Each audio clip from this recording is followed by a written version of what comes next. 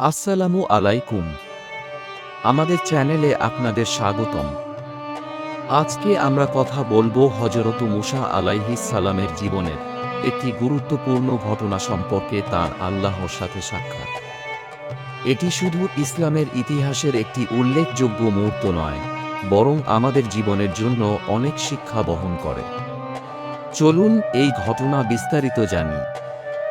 হযরত মুসা আলাইহিস সালাম আল্লাহর প্রেরিত এক মহান নবী ছিলেন, যিনি বনী ইসরায়েলের জন্য আল্লাহর বার্তা নিয়ে এসেছিলেন। তিনি ফারাওকে আল্লাহর একত্ব এবং তাঁর আইনের অনুসরণ করতে বলেছিলেন, কিন্তু ফারাও অহংকারের কারণে তা প্রত্যাখ্যান করেছিলেন।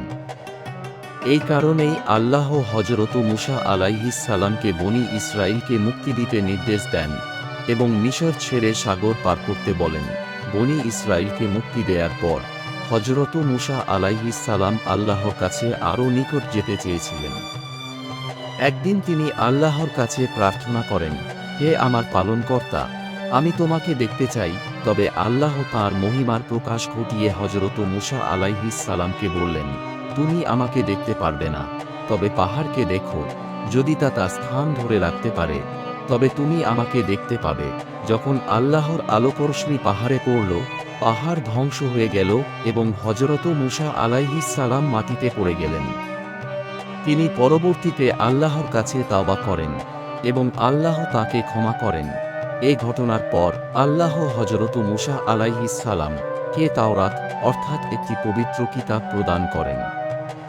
এটি বনী ইসরায়েলের জন্য আইনের, নৈতিকতার এবং আল্লাহর একত্বের প্রতি আনুগত্যের নির্দেশনা ছিল। হযরত মুসা আলাইহিস সালামের আল্লাহর সাথে সম্পর্ক ছিল এক গভীর আস্থা ও বিশ্বাসের সম্পর্ক। তিনি সবসময় আল্লাহর নির্দেশনা অনুসরণ করতেন এবং তার প্রতি আনুগত্য ছিল অটুট। হযরত মুসা আলাইহিস সালামের আল্লাহর সাথে সাক্ষাৎ আমাদের জন্য একটি গুরুত্বপূর্ণ শিক্ষা। আল্লাহর প্রতি আমাদের আস্থা ও বিশ্বাস, তার নির্দেশ পালন করা এবং ধৈর্য ধারণ করা আমাদের জীবনে এক মহান গুণাবলী হিসেবে থাকতে হবে। হযরত মুসা আলাইহিস সালামের গল্প আমাদের শেখায় আল্লাহর প্রতি আস্থা, তাঁর পথ অনুসরণ এবং ধৈর্য ধারণের গুরুত্ব। আল্লাহ আমাদের সকলকে তাঁর পথ নির্দেশ করুন এবং আমাদের হৃদয়ে শান্তি ও বিশ্বাস প্রদান করুন। ভিডিওটি ভালো লাগলে লাইক, শেয়ার এবং সাবস্ক্রাইব করতে ভুলবেন না।